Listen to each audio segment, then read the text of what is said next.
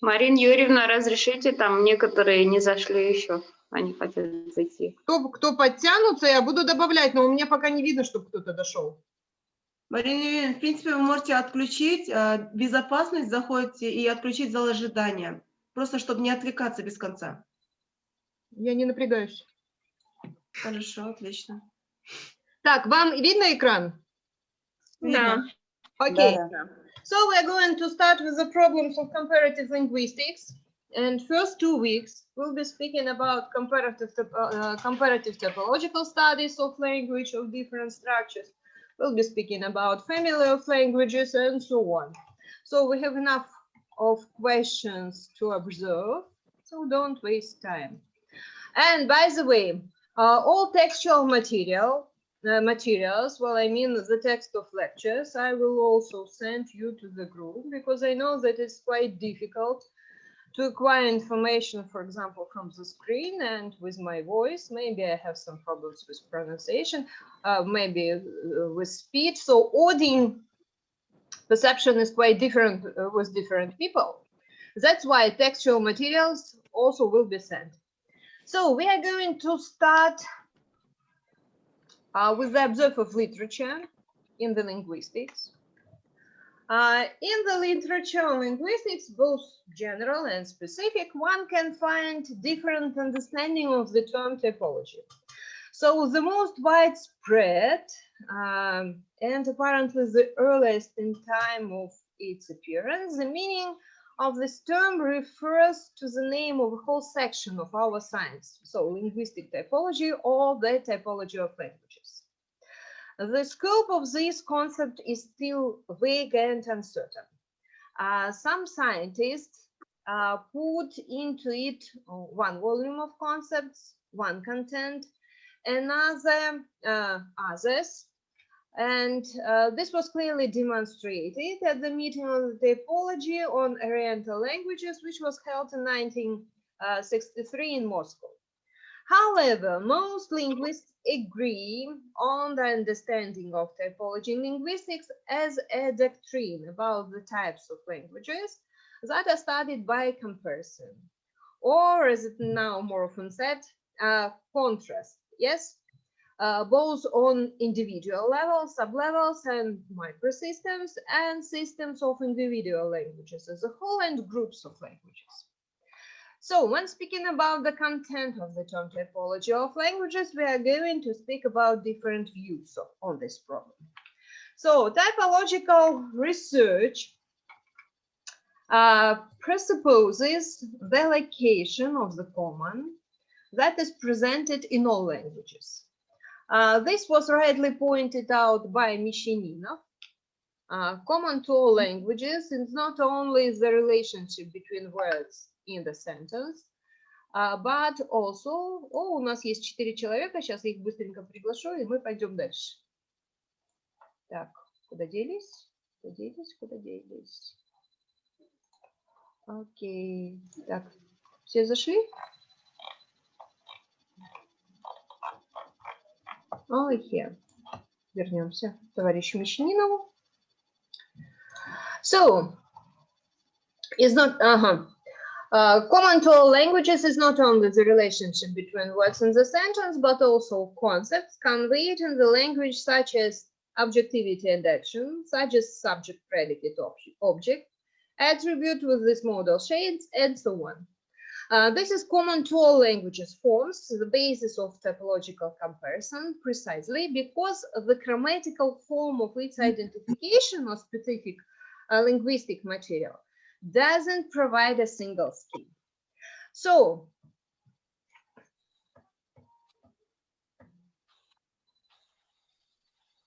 an inventory of the phenomena of different languages on the basis of their structural features, which is also included the component in the concept of typology, is a considered sense.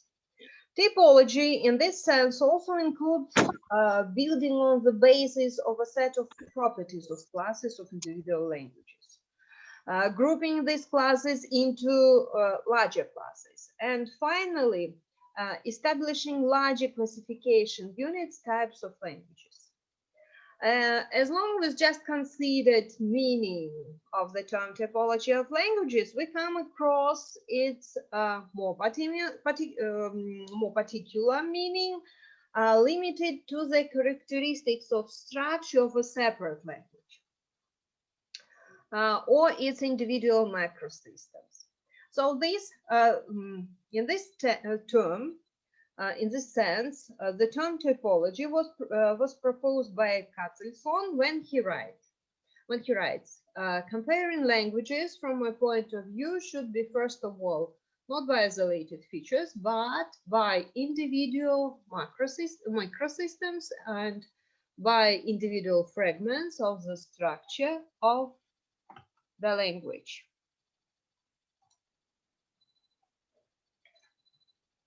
So, in the same sense, we often find the term typology in a number of modern studies. For example, there was a manuscript known as Typology of Syllabic Structures in Slavic Languages, or different conferences devoted to the typology of consonant systems in different languages. Кто у меня там до сих пор торчит в зале ожидания? Ну-ка, сейчас я посмотрю.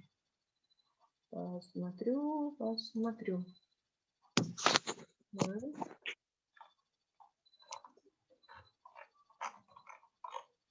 Окей. So,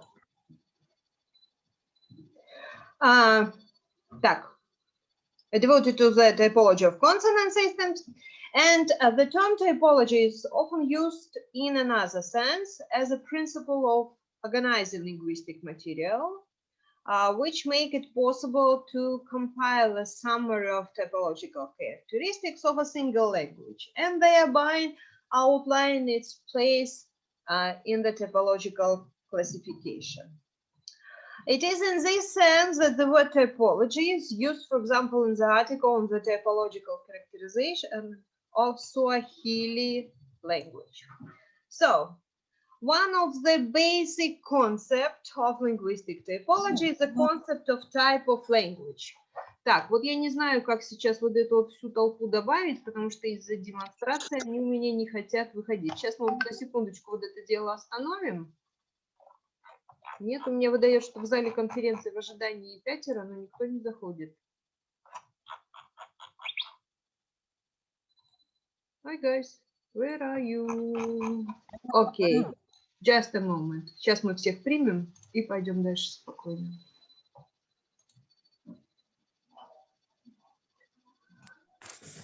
Спасибо. Можно было без спасибо, а то я отвлекаюсь и забываю текст. Okay, so here you are. And we are coming back to the concept of language type. So, it is quite difficult to give an exact and adequate definition to the type of language. This happens because that very approach of scientists to what should be considered a type of language has not yet been determined. And those criteria that should serve as basis for determining a particular language type have not been established. So the word type is rather widespread, both in everyday life and in the scientific literature. When speaking of types, for example, we may mean the type of literary type. So what does it mean? A literary hero who has certain features or traits which are a generalization of private and specific purpose, yes, whom the writer observed. When we talk about various mental types, for example, choleric, sanguinic, and so on, they also mean certain set of generalized features. So to determine the content of the concept type of language, let us consider some features or signs that are present in individual languages and that make their characteristics. So let's start with the structure of the word, and we are starting with the Russian language. So in Russian language, it's impossible to dismember the majority of words into a root, stem, derivational morphemes, inflectional morphemes. For example, let's see the example. Here it is. Я вам специально уже выделяю, чтобы было легче ориентироваться. So, vrem, root, yen, basic affix, and derivational morpheme, oi, inflectional morpheme. And all these made the whole word временной. So, in this case, we are usually confronted with the fact that the root, though not always, doesn't exist independently as a separate word. For example, vrem can be used as a separate word. This also applies to adjectives and words. Compare the roots of chorn, sit. They do not exist as independent words. To become an independent word, some inflectional morphemes should be added, at least some inflectional morphemes. If we take words like, for example, Turkish au, here it is, month, or Indonesian kota, city, we will see that in these languages, the root is equal to the stem. In addition, the root in its sound composition will always coincide with the whole word. That is Turkish au root and au stem, Indonesian kota root and kota stem. Let us now see what morphemes a word can take in the compared language. In Russian, we have already seen that morphemes make up the word временной. And neither the form vrem, the form vremen, the form vremen with double N, so they don't exist as independent words. To get a whole word that can exist as an independent lexical unit, it must be formalized with an inflectional morpheme oi.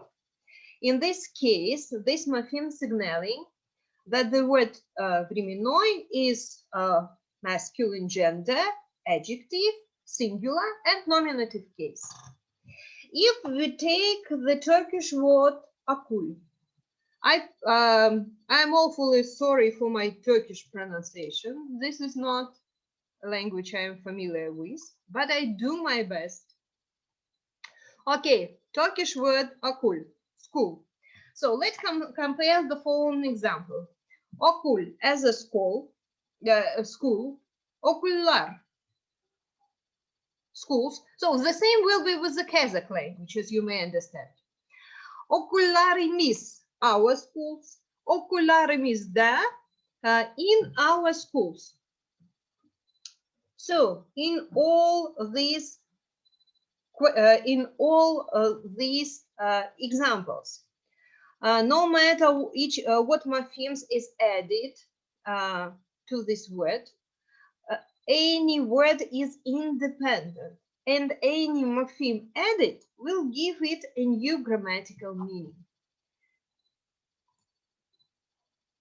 So let us note another interesting feature that distinguishes, for example, Turkish from Russian and from English language. So that is the complete absence of prefixes in the Turkish language. All lexical changes, as well as grammatical ones, are made by adding suffixes. The same is true about the Kazakh language, the same is true about the Korean language, for example. While in Russian and in English, both prefixes and suffixes can be used for the same purposes. So if we turn to the structure of the sentence, we will see that both in English and in Turkish, there is a common feature, a solid word order. But in English, the usual word order is subject, predicate, object. And in Turkish, the usual word order is subject, object, and only then predicate. In the Russian language, for example, word order is relatively free, but predominant variant is subject, predicate, object.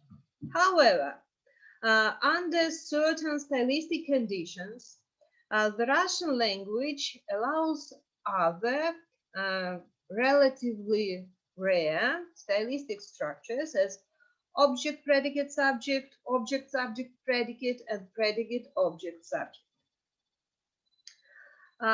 which doesn't happen in either English or Turkish. So the example given showing the features of the structure of the unit of the lexical level, we mean words, and units of the syntactic level, sentences, clearly indicate that each language has some features peculiar to it and distinguishing it from other languages. And these traits or signs coexist with each other, not just mechanically, but they constitute a definite and stable system. So, as the Czech linguist Skalička showed, the following types of relations exist between the phenomena of language. So he divided the following types of relations into 3 types. We are going to speak a little bit about all of them. So the first type, if there is A, that is B. What does it mean? If there is a phenomenon A, in the language, Aliya Izhanova, where have you been? The time is 4 o'clock, so no additions. So if there is a phenomenon A in the language, for example, agreement in gender, as in Russian, German, Swedish, French, then there must be B. In this case, grammatical gender. In English, Turkish, Japanese, Indonesian languages, A is absent. That is, there is no gender agreement. B is also absent. That is, these languages have no grammatical gender. The second point, if there is A, then probably there is B. This kind of relation can be expressed in 2 ways. The first one is isomorphism. That is such a relation in which if problem A is solved in a certain way at once, then problem B will also be solved. So if a language has many declension classes, as for example in Old English or Old Russian or other Indo-European languages, where there were several declension classes with stems on vowels and consonants, then in the same languages, they have several classes of conjunctions. For example, 7 classes of strong verbs and 3 classes of weak verbs, as it was in Old English. Compensation, so that is the second point. That is such an attitude in which if the language has 2 means for expressing one grammatical phenomenon, then there is reason to assume that there is a language that uses only one of these means. So if there is a grammatically meaningful word order in a language, as for example in English, Turkish, Mongolian languages, then there will be no need for coordination as in the syntactic device of the expression, the connection between the definition and the defined, and it will not appear in the language. So the third point, if there is A, then there may be B. This kind of relationship also, it is purely random, can still be taken into account when determining the typological properties of a given language. So modern linguistics proceeds from the understanding of language as a system in which its individual elements formed units material units such as phonemes, morphemes, words. They are in certain strictly established relations in a given language. So this predetermines the basic proposition that in language, as in every well-developed system, one phenomenon can be caused by another, or it itself causes another phenomenon. On the other hand, each element of the system, due to the same principle, is interconnected with many other elements in the system. So, the examples given are intended to illustrate what has been shown above.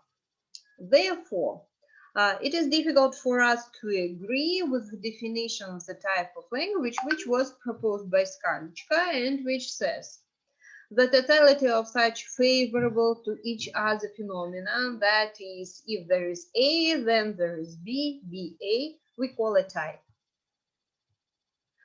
We also can't agree with another definition of the same author, which sounds like this. The sum of freely coexisting phenomena is called a type. So these two definitions cause only bewilderment because the author constantly emphasizes that the individual phenomena of the language are interconnected, and it is precisely this criterion that dropped out of the definition of the type of language. So Lomtev, we are coming back to other linguists, defines the type of an individual language as a set of features common to a certain subset of the common set of languages. However, this definition of the type of language has an abstract character and doesn't do much to reveal the concept of type as applied to a single language. So this concept didn't receive a clear definition either in a large work on general linguistics, where it is said the type of language is the structure of the language. Meanwhile, the analysis of the structure of various languages, both related and unrelated, shows that in the structure of each language features okay, we have only 10 minutes. It's okay. So, in the structure of each language features that characterize different types of languages, it coexists. So, in English, historically, undoubtedly, inflectional, like all Indo-European languages, features of the agglutinative type are clearly visible. So that is the uniqueness of inflectional morphemes. Morphemes of the plural form, for example, en, es, they mean nothing but a number. The absence of a category of grammatical gender and the associated lack of agreement of the noun, adjective, and possessive pronouns.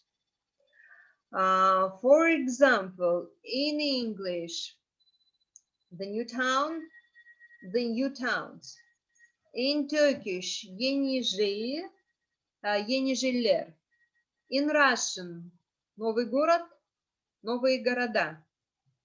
At the same time, in English, the word order in a sentence completely coincides with the word order in a simple sentence, as in the Chinese language, in which traits of the isolating type prevail. So subject, predicate, object. In the Russian language, which is dominated by the features of a synthetic system, one can find signs of analytical system. For example, the formation of forms of the future tense and degree of comparison. So from these examples, it becomes obvious that the so-called pure language types do not really exist. In the structure of each language, you can find signs of various types. But as happens in such cases, the typology of language is determined by the features prevailing in it, which in contrast to the typological view of the linguists, for example, of the 19th century, are drawn from all levels of the structure of the language. All this give us ground to formulate our understanding of the type of language as follows. By the type of the separate language, we mean a stable set of leading features of a language, which are in between themselves in certain connections, and the presence or absence of any one feature determines the presence or absence of another feature or another science. So, in connection with this definition, another definition arises. As we have already said, in the structure of the language, there may be features that are not leading for a given state of it, but nevertheless form a certain stable set of features. So in the language, in the English language, we can find features that had survived in it and are related to another type of linguistic structure. If there are signs that characterize the English language as agglutinative, that is lack of agreement, we find agreement in it among the indicative pronouns and nouns to which they refer. So let's see the last example on this slide. This town, these towns, that town, those towns. That is the example of agreement that shouldn't appear in English language, but nevertheless, it is found in it. So the presence of such features is what we call a type in the language. Comparing various related and unrelated languages, we can find in them some similar features.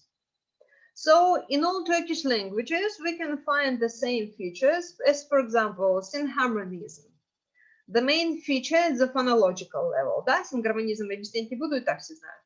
So unambitiousness of affixes, the lack of agreement as a type of syntactic link, the position of the definition before the determinant, the presence of extended members of the sentence instead of subordinate clause, and some other signs that form a stable aggregate. So such a stable set of leading features common to a number of languages forms a certain language type. In the typology of the 19th century, there was distinguished four linguistic types. The first one, inflectional, to which Indo-European and Semitic languages were assigned. The second, agglutinative, that is a group of Turkish languages, Mongolian, Tungus-Manchi, Finno-Ugric, Japanese languages. Isolating, languages of the Chinese group. Polysynthetic, that is the Chukchi-Kamchaday languages and the languages of the American Indians, with the exception of Quiche and Amara languages, for example, in Peru and Bolivia. They belong to agglutinative languages. So this classification of languages was made on the basis of taking account the signs and properties of the formal sides of the word, its ability to attach inflectional and derivational motifs. In modern science, the typological characteristic of the language is compiled not only on the basis of taking account the type of form, but also on the basis of taking into account the type of relations. And in addition, the definition of typological features is made by language level. So the same Mr. Skalichka had defined 5 different types in the languages of the world. So, inflectional, intraflective, agglutinative, isolating, and holosyntactic. At the same time, he emphasizes that in each specific idea, these different types are implemented simultaneously. So this conclusion indicates that the linguistic type is an abstract concept and manifests itself in each specific language or group of languages. So observation of natural languages shows that none of the really exist in language, but their characteristic can be recognized as adequate to any of the 5 types named. So this led to the emergence of the idea of need to create the ideal artificial standard language. But about this we'll be talking next week, I consider. So Skalichka made an attempt to establish the signs that form this or that type, but he singled out mainly only grammatical features. One of these signs he considered a firm word order in a sentence for agglutinative, inflectional, and isolating types. But for the inflectional and isolating types, the order is, as we have mentioned, subject, predicate, object. While, for example, for agglutinative type, it will be subject, object, predicate. So compare, once again, the following example, my poor Turkish. Ben bir kitap okuyorum. I read a book. Where ben stands for I, bir kitap, one book, okuyorum, read. In Japanese, I'm afraid my Japanese pronunciation is even worse than Turkish one. So, watakushi wa hono yomimasu. I'm reading a book. Where watakushi wa means I, hono a book, yomimasu read. And here example from languages that are historically considered inflectional. As in Russian, я читаю книгу. In English, I'm reading a book. In German, ich lese ein Buch. In French, je lis un livre. So, in all these examples, the predicate precedes the object. However, not in all inflectional languages we see this picture. In languages, for example, of Celtic group, Irish and Welsh, the predicate takes the first place. Next,